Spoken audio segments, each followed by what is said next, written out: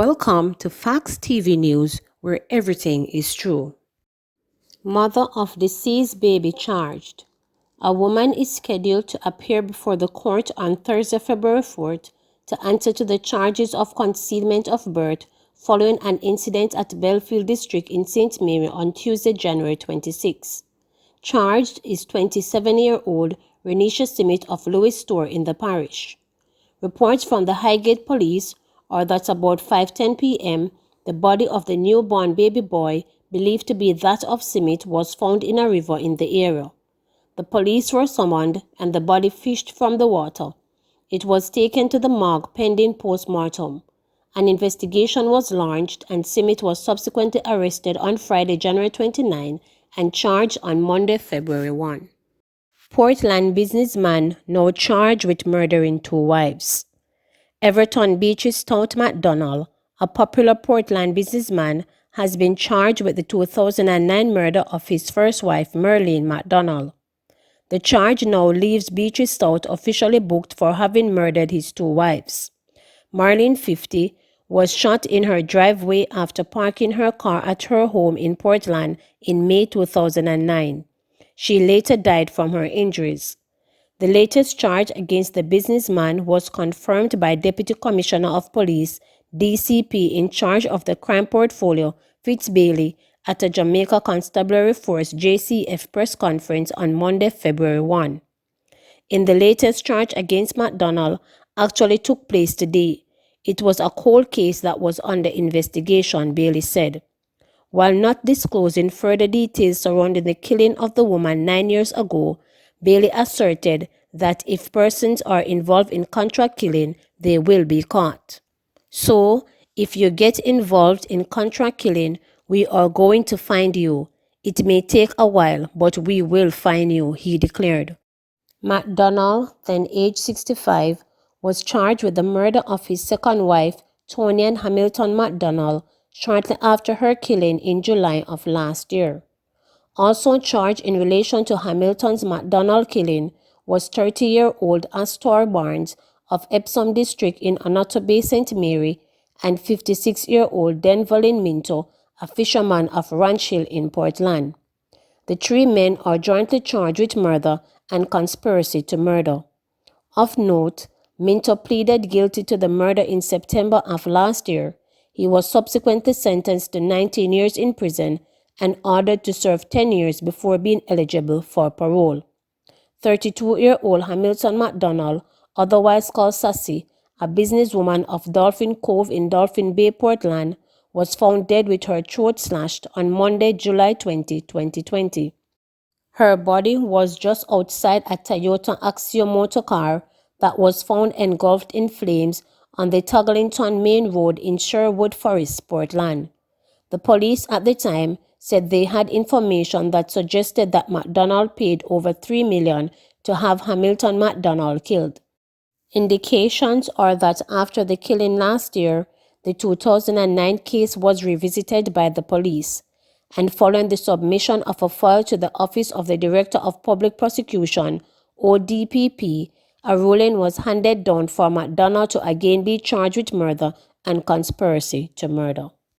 Police Commissioner says people who plot to kill relatives will be caught. Police Commissioner Major General Anthony Anderson has warned persons that they will be caught if they organize and carry out plots to kill their family members or people close to them. My warning and advice in these cases is that even if you are disposed to do that, the likelihood of you getting away with it is quite low. And this is stated during a virtual police press conference on Monday, February 1. The warning came against the backdrop of the shocking murder of the bank employee Andrea Lowe Garwood inside a church in Falmouth, Trelawney on Sunday, January 31st. The police have indicated that their investigation has since shown that the killing stemmed from a family dispute. 4 persons, including one who is believed to have actually shot Lowe Garwood, are in police custody. A relative of the deceased woman is numbered among those in custody over the murder, which is being categorized as a contract killing. Anderson said, Some family members are no longer providing care for their loved ones. There is a certain level of degenerate behavior that we have seen among our criminal population. We see where it becomes a thing that people are willing to kill people for money, and that family members who should be taking care of each other, who should be looking about the interests of other family members, are not doing that, he said. Instead, the commissioner said that some family members have turned to arranging and premeditating their killings over property, wealth, and other items. We saw that most recently in this case of Low Garwood's murder, in an earlier case in Trelawney, and we saw that in a case in St. Mary, where this sort of behavior has been playing out, he stated. One of the cases Anderson was referring to was last year's murder of 36-year-old Tamara Geddes at her home in Reserve District near Falmouth in Trelawney. Tamara was shot dead at her house by a gunman on Friday, June 19, 2020.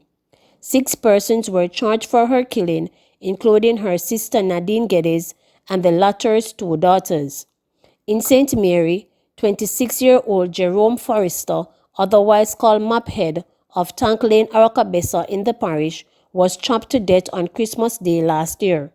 His mother, 63-year-old Lavirana Forrester, otherwise called Jamaj, and his sister, 32-year-old Anne-Marie Forrester, otherwise called Pinky, both also of Tank Lane, have been charged with murder and conspiracy to murder in relation to the killing. His older brother, Alfred Forrester, was also being sought by the police for questioning in relation to the killing, but was found dead with several wounds days later. While no official motive for the domestic-related killing has been stated by the police, residents of the affected community theorized that the dispute between the family members arose over a piece of land. Meanwhile, Anderson reiterated that persons involved in the planning and of execution of family-related murders will be caught. So if the property that you think you're going to benefit from by organizing the assassination of family members or persons close to you, or doing it yourself, that you think that you do this and you enjoy the fruit of that, it is very unlikely, he warned. He added, and we have been aggressively pursuing these criminals and finding the people in most of these cases who are responsible. Our intelligence resources are adequate to find out what has happened in these cases, and our responsiveness and our investigators have been following up very rapidly, the commissioner assured. JCF to roll out quick response team to address crime in Kingston. With a flare-up of criminal activities in sections of Kingston and St. Andrew, resulting in incidents of shooting and murders, the police will be implementing a quick response reaction team to address the bloodletting. Police Commissioner Major General Anthony Anderson said the team will be rolled out in the coming weeks and will first respond to gang activities in Kingston. They, the members of the team, will be trained in the tactical use and are being trained in the tactical use of motorcycles and their weapons to respond quickly to gang activities and other threats to the lower part of Kingston. Anderson noted that the operations of the team will then expand to the northern part of Kingston and then into St. Andrew. But in relation to Kingston, Anderson noted that the reconstructing was now ongoing to create what he described as a more fluid citywide policing strategy. We are also reconstructing how we police Kingston as we speak to lose some of those artificial boundaries that were traditionally into a more fluid citywide policing strategy. He said, noting that criminals do not recognize those boundaries as they move across them. Noting also that flare-ups in criminal activities will happen every now and then, as happened in the case of the murders of the homeless people a week ago. The commissioner committed to responding to those rise in crimes and apprehend the perpetrators. We will respond to them quickly to ensure that when it happens, it doesn't continue to happen, and also to get people in custody. We are reducing the space with the tools available to us, and we are creating new tools to stop the gang violence and bloodletting in one sense, he revealed. Anderson outlined that these strategies will be aimed at creating an environment of greater safety, whether it is on our roads or in our commercial areas, and over this year we're focusing more on public safety, public order, while at the same time targeting those gang members and criminals who are bent on murder and murdering each other and the families and associates of other gang members. Up to January 30, Jamaica recorded 119 murders, according to statistics revealed by the Jamaica Constabulary Force. In the corporate era, the St. Andrew South Police recorded 18 murders, while 15 murders were reported in the Kingston Western Police Division. The Kingston Central Police Division followed with 14 murders. However, the Western Parish of St. James had the highest record cases of murders for this year across police division with 19 cases.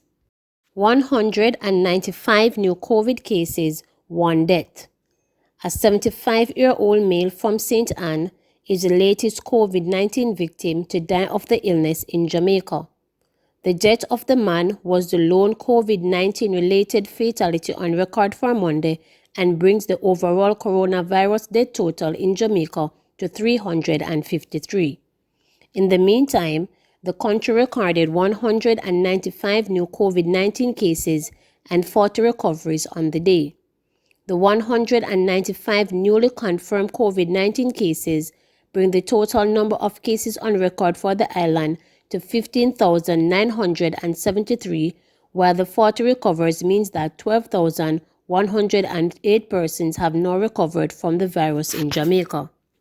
Of the newly confirmed cases, 112 are females and 81 are males, while the gender classification in 2 cases are awaiting confirmation.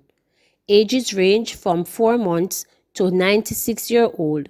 The cases were recorded in Kingston and St. Andrew 47, Manchester 37, St. Catherine 32, Clarendon 18, St. James 14, St. Elizabeth 9, Trelawney 8, St. Mary 7, St. Thomas 7, Hanover 7, St. Anne 5, and Westmoreland 4. There are 7 moderately ill patients and 11 critically ill patients among the 3,331 active cases now under observation in Jamaica.